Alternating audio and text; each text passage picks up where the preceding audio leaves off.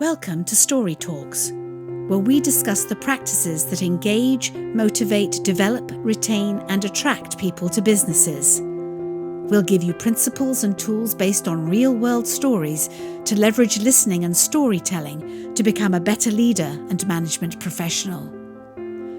Story Talks is produced by Narativ, a company that focuses on personal storytelling for business. Welcome to Story Talks. In this podcast, Julianne Ryan and myself, Jerome DeRoy, discuss ways in which we can create more engagement in our lives, especially at work.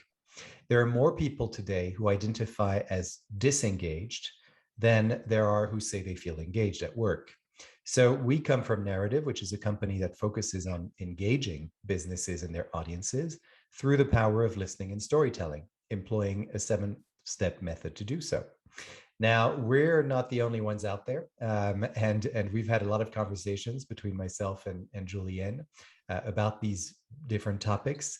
And at some point, we decided to have guests. And today we have a wonderful guest. We're very excited to have him on the show. His name is Cormac Russell. Cormac is a social explorer, an author, and a much sought-after speaker. He's the founding director of Nurture Development and a member of the Asset-Based Community Development, or ABCD, Institute at DePaul University in Chicago. Over the last 25 years, Cormac's work has demonstrated an enduring impact in 35 countries around the world. He's trained communities, agencies, NGOs, and governments in ABCD and other community-based approaches in Africa, Asia, Australia, Oceania, Europe, and North America. His most recent books are The Connected Community, Discovering the Health, Wealth, and Power of Neighborhoods, co-authored with John McKnight, and Rekindling Democracy, A Professional's Guide to Working in Citizen Space. He has a TEDx talk that's entitled Sustainable Community Development, From What's Wrong to What's Strong. And you as listeners will have access to all of these things in the show's notes. And I really encourage you to look into all these amazing resources if you're interested as we are in communities. And Cormac, I want to give you a warm welcome. Thank you for being on the show today. It's lovely to be with you both. It really is. Thank you for having me. Great. And hi, Jules, as always. How are you? Yes, I'm terrific. I'm so excited about this session on more than one level. Yes, so thank you. Yeah, and Jules is the one who made this happen. That was your connection. So thanks for doing that. Cormac, I think we'll kick things off here. I know I read your bio, but I also know that it doesn't really do justice to the whole journey of yours. And we had a fantastic conversation a week or so ago. And I'd love for you to maybe tell our listeners a little bit more about yourself and how you came to be doing this work that you do. Mm-hmm. Well, it's I'm never really sure where to start, but I think childhood feels to me like a good starting point. So I was raised in the west of Ireland, in a rural part of County Limerick. So growing up, not on farmland, my father was a farmer, but growing up in a rural context, in a rural community in the west of Ireland, it probably is as good a scene setter for community as you can imagine. And so that was important. And I think that really gave me, in a non-verbal sense, but in a very felt sense, an understanding, a lived experience of the importance of community life. And I suppose one of the things that I take from that experience is that sense of community isn't just people, it's also land. So particularly in the west of Ireland, I think where you are from, it has a defining influence, and it certainly did on me. But over the course of time, obviously, as you get older and opportunities present themselves, you start to make some sense out of all of those experiences. And we could talk more about that. But I think that's one of the key pieces. When I left rural Ireland, growing up in Ireland in the 70s, it was lovely, but it was also profoundly limiting. So I don't know that I would have even met all that many professions. So when I left, that sort of rural context, I really didn't know what I wanted to do for a living. I really didn't know what I wanted to work at. And we could talk more about that, but community has stayed with me as the golden thread throughout my entire life, right into my 50s. And I'm curious, about this word community, Mm.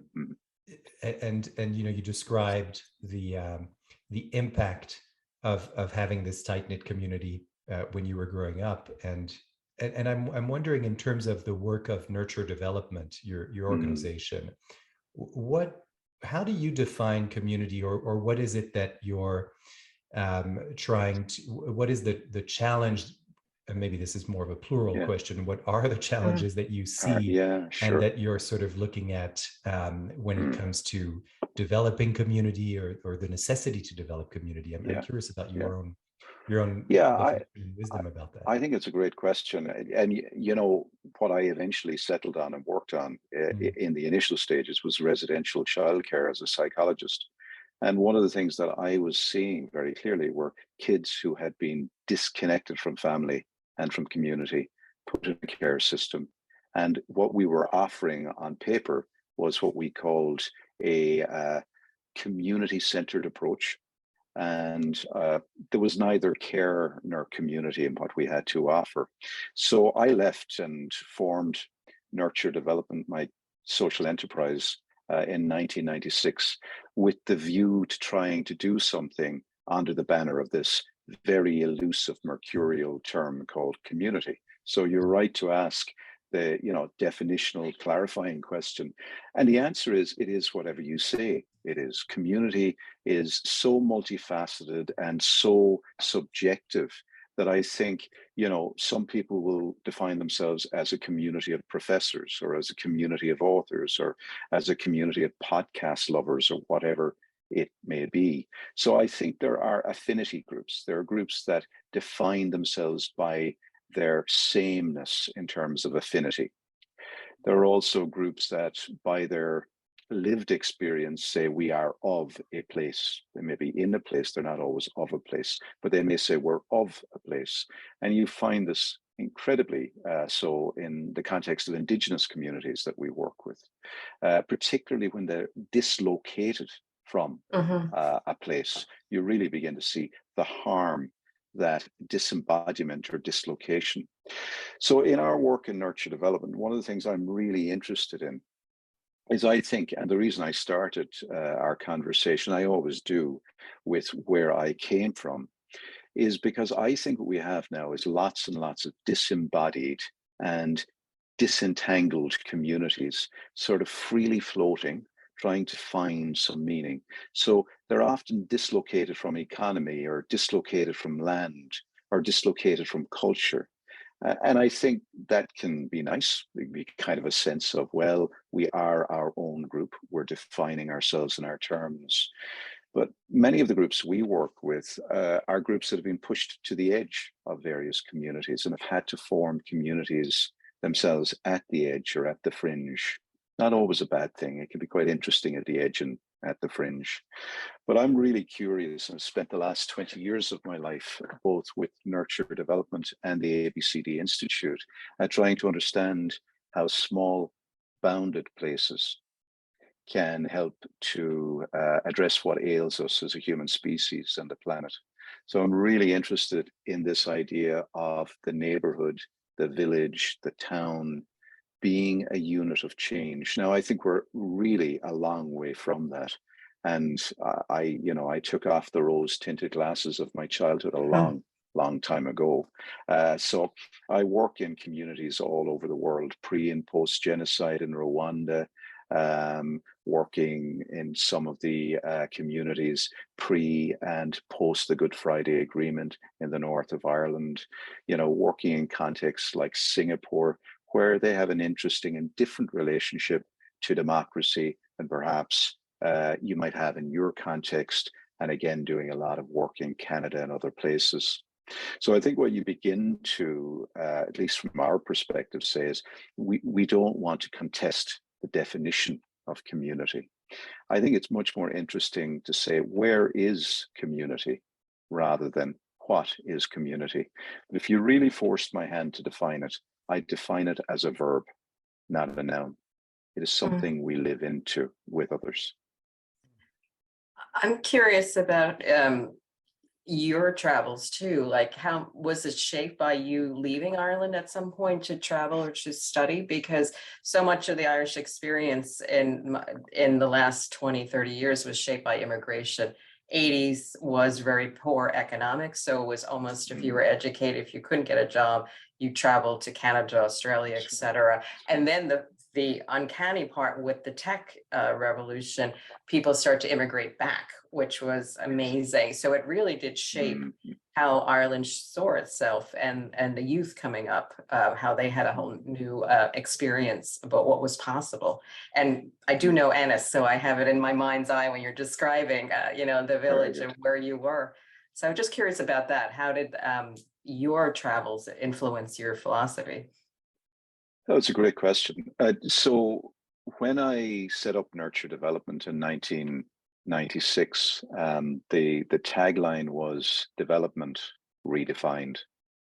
So my sense in the Irish context was that much of what we meant by community development was being very much defined as standing in solidarity with marginalized groups, which I think is a very, very important thing to do. But increasingly, it was pulling back from working in places.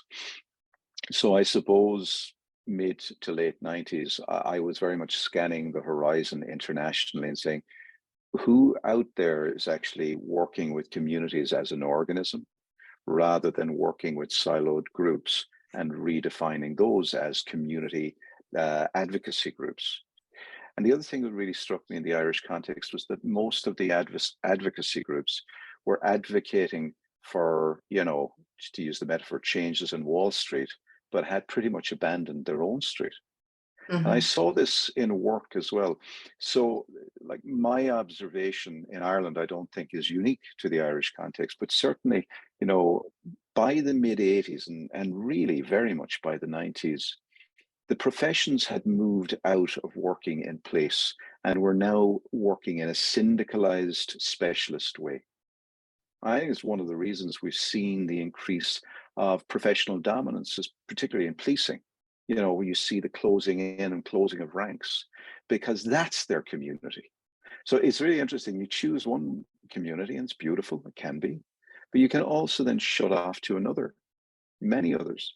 And so sometimes what people call community is actually a silo or a, dare I say it, the Ku Klux Klan is a community, but it's not one I want to belong. So communities are really interesting in the sense that they have a boundary, an invisible boundary around them that says you're in and you're out. And so for me, a big piece of what was happening in Ireland was there were lots of communities that were saying, this is the in group and this is the out group. So I was really keen, I guess, by the early noughties to not alone scan the horizon line in terms of what was going on internationally, but work much more internationally, and the opportunities emerged at that time. So we were kind of coming out of the Celtic Tiger, and it was really interesting. You gave a really nice pre-say. I came out of secondary education, and we were educated for the boat and the plane. We were educated to leave. It's just almost like Lindisfarne. That the Irish story is a story of diaspora. It's a story of conversion, of spreading the story of messaging in the world. And it's no surprise that so many Irish people ended up in politics or policing or whatever, and ended up kind of being the brokers between the many multiple languages and cultures. So for me, I was keen to kind of shake off some of the beauty, but also the limitations of the Irish conversation. And I was keen to try to see what else was going on. And the work of Professor John McKnight and the ABCD Institute, I was close up to it by the mid 90s, but it was really drawing me deeper and deeper in. And much of my international work, certainly over the last 20 years, has been through the lens of asset-based community development, and really thinking about what's strong within communities rather than what's wrong. It's interesting that we're having this conversation now because we just launched our new book, John McKnight and I, in St. Patrick's Cathedral, which is a very significant venue in Ireland. So we launched in Ireland on Wednesday. And for me, it was a real homecoming because even though I've lived in Ireland for the last 20 years, my experience has been getting on the plane on a Monday morning and traveling to some country and then coming back again on Friday evening to be with my family for the weekend. So it was quite interesting. We had about 300 people or so at the event. And yeah, it was poignant and beautiful. And just that opportunity, again, St. Patrick's Cathedral is in the inner city of Dublin. And it's surrounded by, I think, something in the region of, I think it's about 1,000 years old. It's the neighborhood of the Liberties, which is certainly, I think, yeah, it was actually chartered in the 12th century. And St. Patrick's Cathedral is 800 years old. So it was just a lovely opportunity, again, to kind of bring back what we've been learning and have that well received. Almost like reminding us ourselves of our stories. You know, the Irish story will be very much about land trusts, workers' cooperatives, and such like. And you know, it was nice to have it so warmly received on the night. Now, did you see a shift? Because I went to my first experience going to Ireland was in the 80s, where it was a very homogeneous country, with the exception around the university and in the city. And so it's changed over years with immigration, with opening up when the economy changed and people start to immigrate in from all different parts of the world. So I'm curious about the mix and what you experienced in St. Patrick's. Yeah, well, I think it's important. I wouldn't want to say anything that didn't honor the people that were in the room on the night, because I think they came to largely be validated. I think one of the things that really struck me on the night was, you know, I mean, it's probably easy to make a commentary like, for example, there wasn't a level of diversity that I think you would see if you were to walk on the street outside St. Patrick's Cathedral during the day. Having said that, to be fair, I think what we were trying to do on the night, we were trying to feature local associations that were endeavoring to build their community from the grassroots up.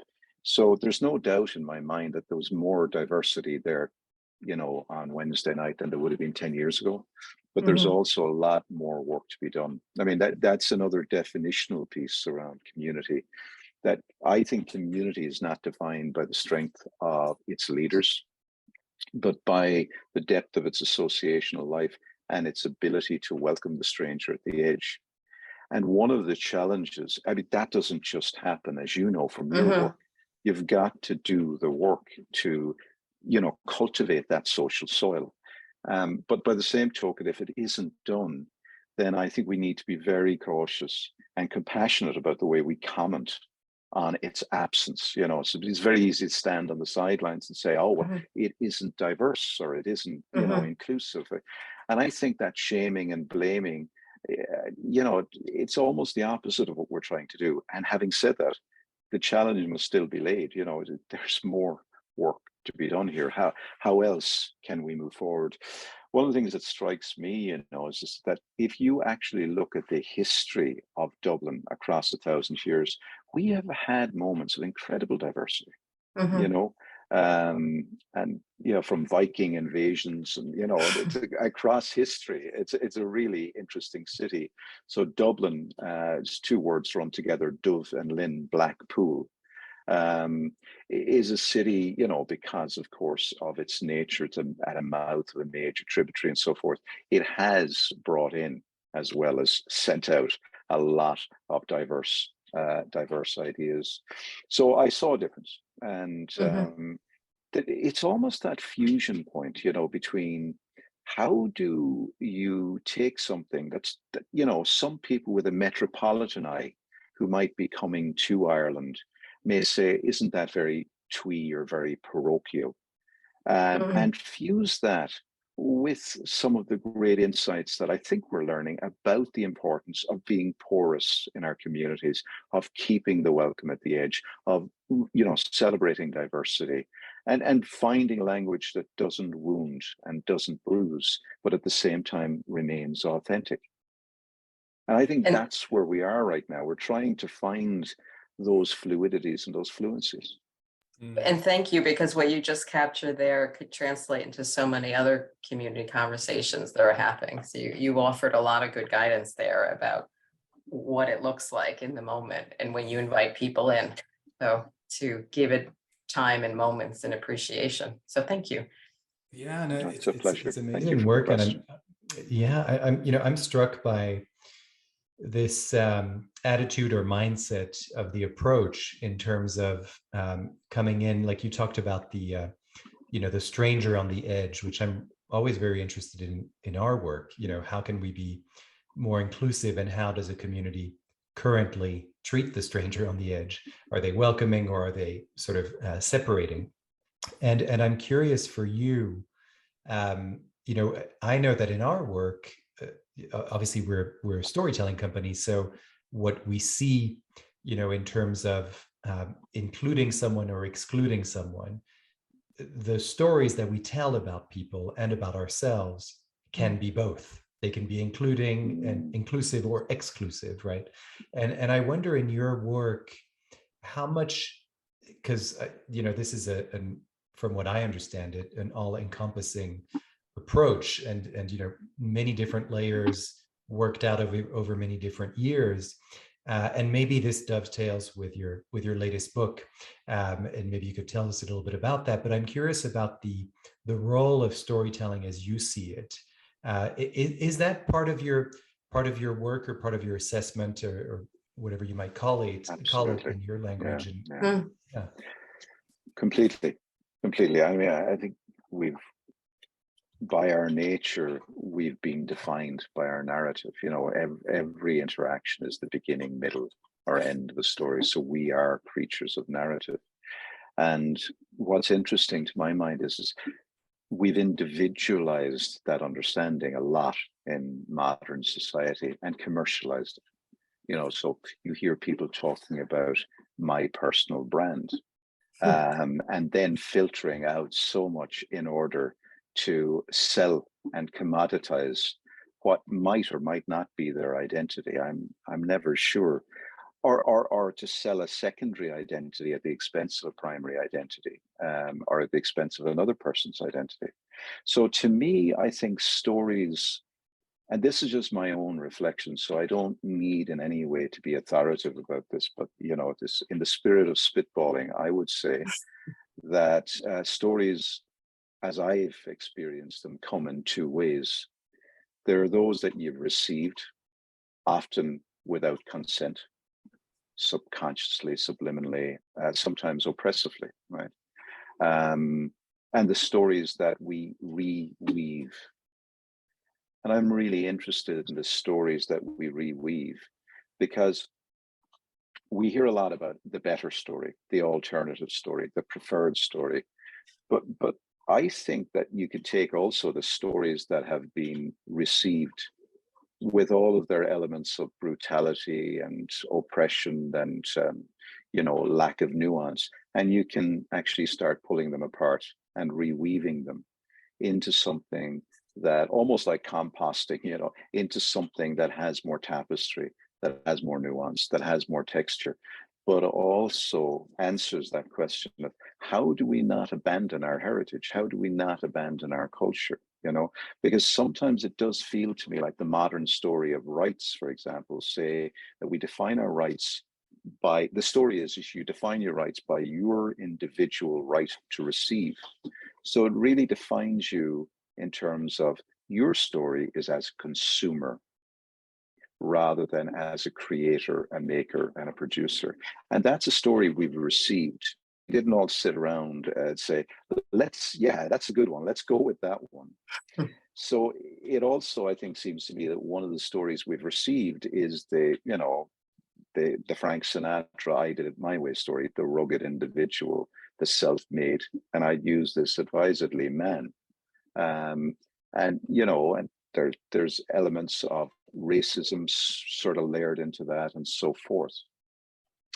But again, brutally displacing or trying to replace that without actually pulling it apart, without doing the liberational work of, so how did that come about? Because I guarantee if we don't pull it apart strand by strand and reweave it and find purposeful re-expression of it, it will come up some other way, some other time. And that's why I think so many of these colonial stories start and keep reasserting themselves, because we aren't, we're not doing the work of looking at the shadow side. So there is a very, very big piece, I think, in the storytelling. And the other things, I keep emphasizing the collective word here, we. This idea of my personal story, it's my journey, it's how I understand it. Yeah, I get all of that, but like, did you go off into a cave and shut the rest of the world out? And kind of, I don't think as human beings, we work that way. And then it's not alone anthropomorphic, I mean, even if we talk about the human story, we can't talk about the human story separate from the natural world, separate. Even the word nature shares the same origin in storytelling as the word natal. So, human has the same origin as the word humus. So we are human soil as well as human beings. So we filter and we distort our stories often in order for, I think, meaning, but sometimes for simplicity, for something that isn't always necessarily, as life-giving as it might be. So finding our collective story, understanding that the community is an organism, it's a tapestry, it's not my possession, it's not about private wealth, it's about public health. And there is an element, therefore, that, to really be in that story, there's an element of abandon, an element of actually being willing to give as well as receive, being willing to be, out of broadcast mode, I guess, and really trying to appreciate the other and learn from the other. So those stories, I always feel, are healing, regardless of what your challenges may have been up to that point. Yeah, I mean, it's fascinating to me because this difference between the we and the I, and my personal journey, my personal brand, my personal this, my personal that, and seeing that in actual fact, we're all here on this earth and we share this humanity, no matter where we come from. And so our stories are necessarily within that context all the time. I mean, like you said, we can't, and it does sound like sometimes, I think especially, here in the US, but maybe in Western culture in general, there is that sort of myth almost of the individual rising above the rest. And that's what we reward most in our society. And this sort of self-made man, it's almost never self-made woman, but, and now it's sort of, and that is a very enduring myth. But if you look at all those so-called self-made men, it's within, they all had parents that did something, or teachers or something. And when you hear those stories, that's of course when you realize it. And when you tell the story about yourself or listen to yourself telling the story, you'll notice that there were people that were influential, that things happened that were not happening just to you, or that were not just about you. And I think when people realize that, at least in our work, what I've noticed is, and it sounds like in yours too, it is very healing, and it's also very empowering to sort of notice that, oh, I'm not alone. And this thing that happened to me, whether it's positive or negative, it has happened to other people, guaranteed. And maybe in not exactly the same circumstances, and then you start to find maybe that community through those stories, you know, and That's you right. sort of recognize yourself there, and maybe that's the beginning of noticing something about yourself that's not this sort of hyper individualistic Mm, thing that we seem to, you know, certainly we seem to be rewarding a lot in Western mm, mm, society compared to other society. I mean, I lived in Asia for a while, and it's completely different mindset, completely different approach to community, and you know, there's much more storytelling actually about our elders and where we came from and what was passed down to us. So I feel like sometimes that has gotten lost, and it's almost like a lot of our work is to remind people of mm, that, you know, that we are all from this same kind of origin, and it's not at all an individualistic one. mm, mm. The word that Absolutely. keeps coming to mind when I'm listening to both of you is layered, about experiences. It's not Mm. just one thing. There's so many layers and context, and the Mm, storytelling brings that absolutely. out. Is there a story that you, or an example? I mean, you talked about some of your work that would come to mind that you could share with us about Well, that building community or having people see things or each other in a different manner? there's so many. No, I know, but But you know, so for me, I think what was alive for me actually, as I was listening to you know, Jerome sharing his reflections and contrasting experiences in Asia, is that I had one memory. I won't say where because I don't want to embarrass anybody. I had a memory of meeting a number of American men of a certain age a few years back after the 2016 primaries. And they were talking about this whole idea of being self-made men. And I know enough about American history to be able to date them. And I said, how many of you have been beneficiaries of the GI Bill? And nearly every one of them had. And I said, I'm struggling because I guess I'm just an innocent abroad. Maybe I'm missing something. But how, if you were recipients of the GI Bill, which for your listeners was what service men, again, Mhm. interestingly, at the time received after the Second World War. And it's really interesting to my mind here, so, you know, how we forget our stories and forget our lineage.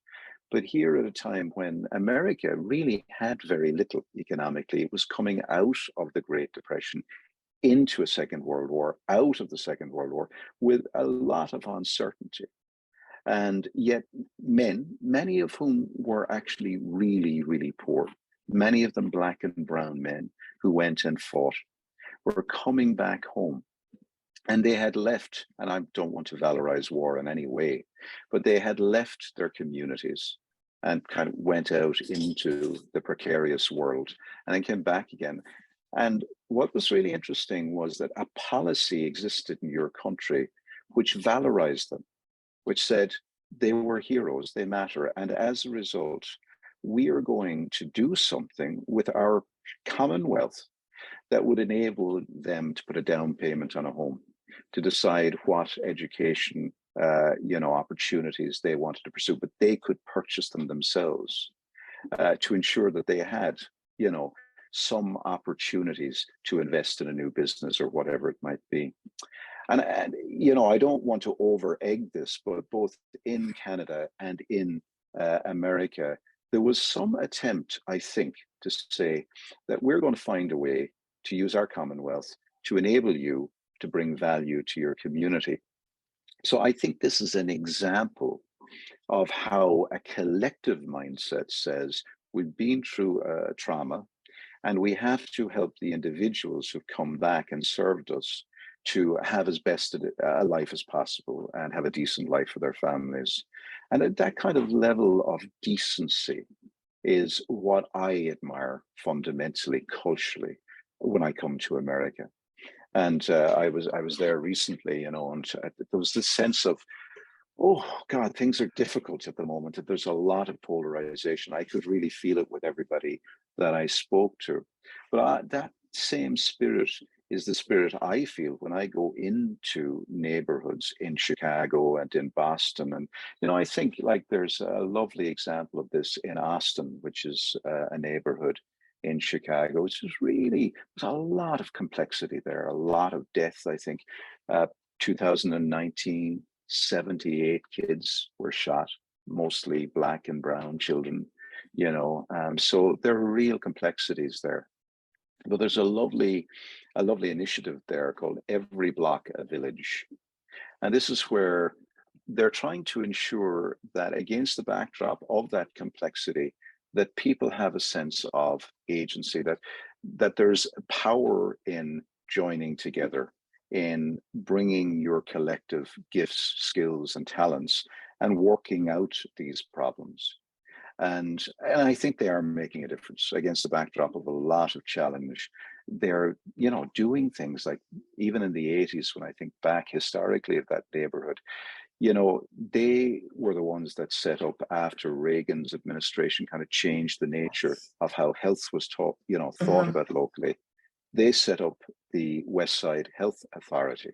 And basically what they said, and this is a great example of the power of storytelling. The story they decided to tell themselves about health was that health was something that local people produced rather than just consumed from doctors and from hospitals. So, and this is a great insight because, of course, evidence backs them up, that 85% of what determines our health and well-being has nothing to do with medicine. It's how many people you know by first name, it's how you associate, it's your environment, it's your cultural conditions. So it's actually about political and social issues and not about what Medicaid do, right? So I think that another way of thinking about this is, because we don't want to beat up on individuals because they're trying to create their own brand, is that they're doing that against the backdrop of where the other pole of that story is my health is in the hands of a doctor, my wealth is in the hands of a bank, my safety is in the hands of police. So what we're doing, ironically, is we're kind of creating brand Cormac all the while. Brand Cormac is essentially then relating to corporate America or corporate Ireland as this on my knees supine individual who ultimately has no function. I have nothing that I produce. I have nothing that I create aside from going to work and, whatever maybe within volunteering or whatever. I'm not somebody who can think about myself and those around me as powerful. And our work in ABCD terms, asset-based community development, and our work at nurture development is about saying, hang on a second here. That story is a bankrupt story, and it's bankrupting us. It's really a highway to a very dissatisfied life. So the more satisfying life is the life that actually we're being thought about against the backdrop of all kinds of challenges in Austin, where people are beginning to say, well, what would happen if we started to connect our assets at local level? And if we actually started trying to build a decent life out by connecting, and if I may just for reference, list the assets that we've discovered exist in every single neighborhood without exception, because it's nice, I think, sometimes for people to know where the treasure is buried, right? So the treasure is not buried in corporate America. The treasure isn't in Wall Street. It's actually on your street. So as you listen to this, maybe you could imagine standing on your porch or standing on the corner of your block, and imagine you have X-ray vision and you can see things that are largely invisible to most people in your neighborhood.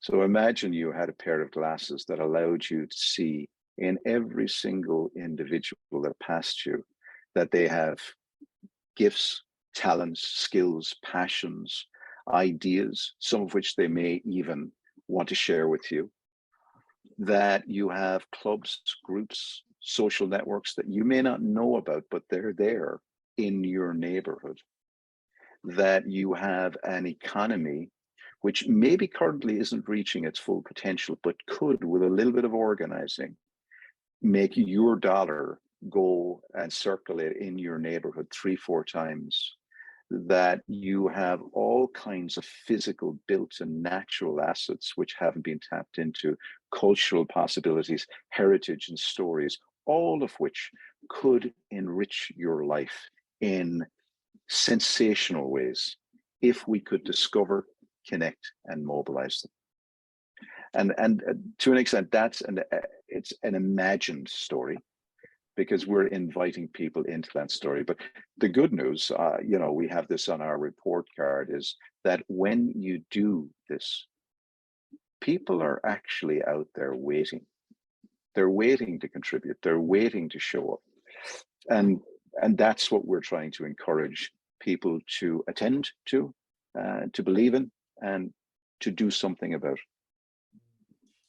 This is so, thank you for that, because it's very powerful. And that imagined story that you talk about there, and very kind of vividly with this X-ray vision, it recalls to me things that we talk about in business. Like, people love to talk about, what are your superpowers, and who are you as a leader, etc.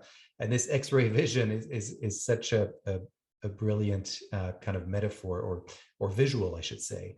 And then the imagined story, that made me think about, that really the future is a story, and we can tell a story about the future. We do all the time, actually. That's kind of one of our abilities as human beings, is we can sort of envision ourselves into the future, and that's why visioning exercises are so important in business, and sort of where will you go, and why would it be different in communities, and why would it be different for us as individuals? I think it's so spot on to me, and feels very relevant, the description of, there are people out there who are doing the stuff that needs to be done for me, and I'm just going to trust that, not just my health, my wealth, etc. And I'm just going to be over here in my corner working on my thing. And I think what you're doing is bringing those two things together. And it's like, no, we're not separate. It's not that. I know it's challenging, and I don't want to belittle anything, but it may not be as difficult as we think it is to stop that separation. I think to that's sort of right. take that step. I think that's right. Yeah. Your phrase in the beginning, that's how I originally found you, through a TED Talks when I was researching something about what's approach shifted from what's wrong to what's strong, has captured more people's attention when I've shared it and gave them pause. So I think that is such it's overly simplified, but the beauty is it's simplified, and what your call to action is to change the mindset, and to listen to ourselves and each other differently. So it is timely. So we want to find out more, and this could be like five-part series, basically, with you. Sure. Like, we really want to be a student of it. And so what else should we know about you? And well, I also just wanted to, sorry, I just had one more thing, because we talked about influences, and what influences people to act, and how what's influenced the work of nurture development, of ABCD. And I'm curious, and I know we've heard of your upbringing in this particular community as being very pivotal to you and influential, but I'm curious at this moment. We're recording this on October 28, 2022. And I'm curious at this moment, if maybe even as a result of this conversation, is there a particular influence that you have in your own life, or an experience that you have in your own life that has kind of shaped, this whole vision? Is it all about how you were brought up? Like, what do you think is the influential factor here? And again, I want to put the caveat here that this is for now. I understand that the answer to these kinds of questions absolutely evolve and have multiple answers. So don't feel any pressure to come up with no, answer today. not at all. No, I feel very relaxed about this. Good. One of the things that really struck me on Wednesday night was, we were in St. Patrick's Cathedral, and I was mentioning my earlier story around being brought up in the west of Ireland, but I was actually adopted into that community. So my origin story was to spend the first 2 years of my life in an orphanage called St. Patrick's. So it's like these stories are just so complex, and so the layering of that's important, is kind of being an orphan at the edge of the village, being welcomed in, all of the complexities around my mother not being welcome in her village. All of that forms part of what I'm trying to understand. And I happen to now be at a stage where I have privilege, and with that privilege comes the ability to convene conversations. Sometimes, it depends on how you define hierarchy, but at quite, high level, politically and so forth. And for some reason, people listen, which always amazes me to an extent. It's kind of, I find it humorous, because largely what I'm saying, I think, is what my adopted grandmother was saying to me, really, as a child. There's just kind of almost a commonsensical feel to all of this, because all I'm saying is, how do you think it makes any sense at all in the world to go out and do your shopping without first checking to see what's in your cupboards and your fridge? I mean, it's like, that's the start with what's strong, not what wrong. Use what you need to get what you have. I think there is that element of going, really? Has the meat grinder of life pulled you so far away from the starkly obvious that I have to come in and deliver a keynote, or charge you a consultancy fee to remind you of this? But seemingly it has. So I think, those kinds of pivotal moments, if you can do your own personal work, and this is where the individual does matter, so that you don't get in the way of actually then being in all of these really interesting conversations. I think that's helpful. So yes, the early experiences matter, but doing the personal work. I have met mentors, I have met teachers, and I have met some people who are just grand, big pains in the ass, who, quite frankly, I couldn't get away from far enough. But they too have, in all kinds of ways, helped soften out those edges so that I could, because you don't learn humility better. The best way to learn humility in my life experience is to be humiliated. And I have been humiliated. They're all intercession points, they're pivotal points. But it's also then just, you're kind of at moments with communities where you just see communities do things that you just couldn't have ever imagined, really. Post-genocide in Rwanda, how that healing happened. Like, they're key points in my life where I just go, wow.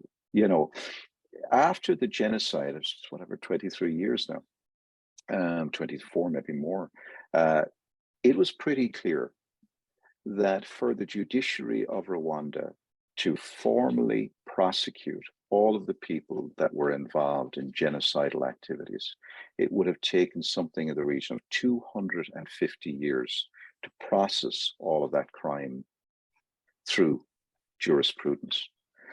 They reverted back to Gagachi, which is the village restorative practice processes, and they enabled villages, now against the backdrop of a huge revolt in terms of the NGOs that were advocating for civil liberties and human rights. And I get their concerns, but what was the choice, And so village people, local communities, started to take on functions that largely would have been functions that have been thought about as police, as judges, as what. And I have had the privilege of having so many moments like that, where things that had been institutionalized come back out of necessity, and they become community functions. But hey, all of our listeners had this recently too, if they're over the age of 3. It was called COVID. So during COVID lockdown, many of us, if we had kids, for example, were reminded again of the function of teaching our own. And this is really, really interesting. So you think of all of these functions that have been outsourced to the commercial world. Being a death doula to a neighbor of mine because he couldn't get to the hospice and he wanted to die at home. So these are functions you think of, well, that's something that a professional does. But here, me and 4 of our neighbors were doing it. And actually, I discovered that there were lots and lots of professionals in my neighborhood who were in lockdown and wanted to be able to do something. A lovely example of this is Village in the City. So this is a movement of people who live in urban contexts that started in Edinburgh. It's now in 22 countries around the world, right? But this started during COVID, where people just started reaching out to each other, initially online and then eventually on land. And I should say, I refuse to use the word offline because it denigrates the real world. So I prefer to use the word on land and online. But they reached out and said, is there anybody who just wants to try and do something for our community while you're at home? And of course, people were waiting to be asked. So, you know, those kinds of moments are captured in this new book of ours, The Connected Community, that you can see behind me. And it's an attempt to retell a story which has largely been rendered invisible and, in a sense, sometimes devalued. So the challenge really with great storytelling is to make the invisible visible, but also vitalize it, you know, revitalize it. So that's what the Connected Community is doing. It's called The Connected Community, Discovering the Health, Wealth, and Power of Our Neighborhoods. So the essential invitation is to see your neighborhood as a primary unit of change, not just an institution, not just an individual, but here we have this incredible untapped potential of the place where we live. If we could, you know, discover, connect, and mobilize the resources that are there, and start, as you say, Jules, with what's strong, not with what's wrong. And we don't want to ignore what's wrong, but actually, if we start with a place of capacity, of competency, of strength, we can address what's wrong much more effectively. You know, we just don't build communities up by putting them down. That's core principle. Yeah.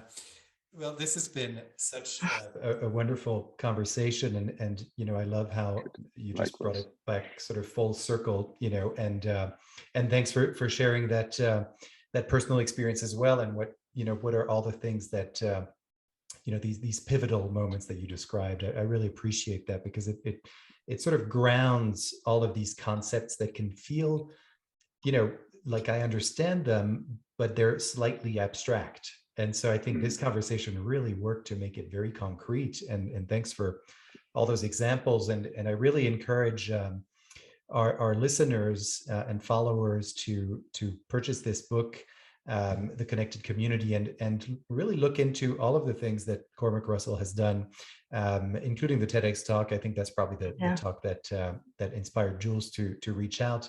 But there's many other books as well, and the work of Nurture Development and the ABCD Institute.